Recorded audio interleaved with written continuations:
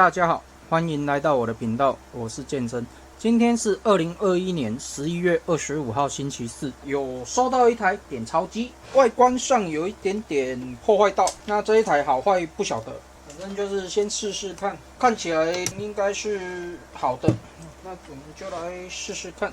特别跑去换100块的，因为没有1000块的那么多可以测试，希望有一天有啦。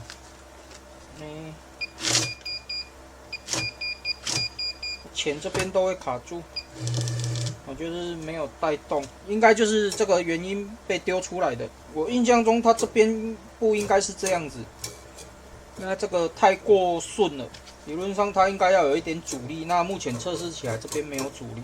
那其他的按键功能按起来好像目前还是正常的，你看它没办法同时带动，所以应该是这个钞票的滚轮这边有问题。那我们就是先把这边拆起来看看。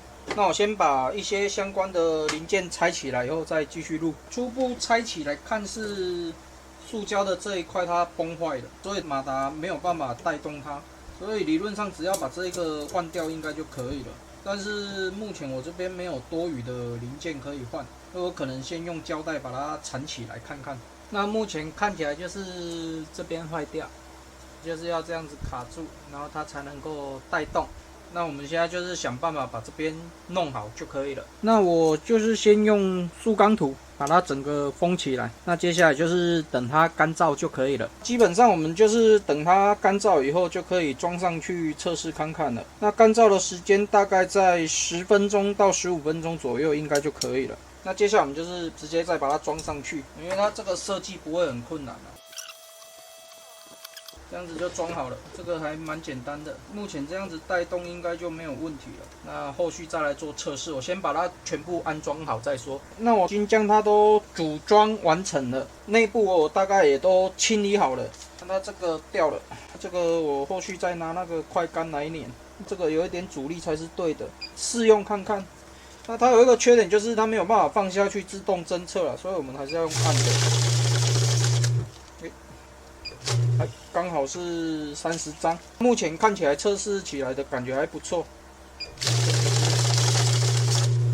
我这样子就可以正常使用了，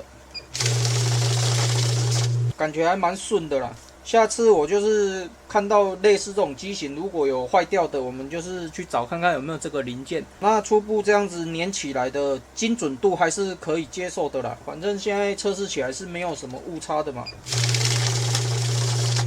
OK， 基本上我是觉得这种机器只要不要是面板功能的故障，或者是电子板功能的故障，那基本上应该其他的故障问题应该是可以算蛮好处理的。所以这种机器我基本上我都会给它收回来做一点点简单的维修。那它这边都有用胶带粘过了，它这边可能都有造成一些损坏之类的。不过机器看起来目前还是能使用啦。那我这一篇点钞机的简易维修就分享到这边为止。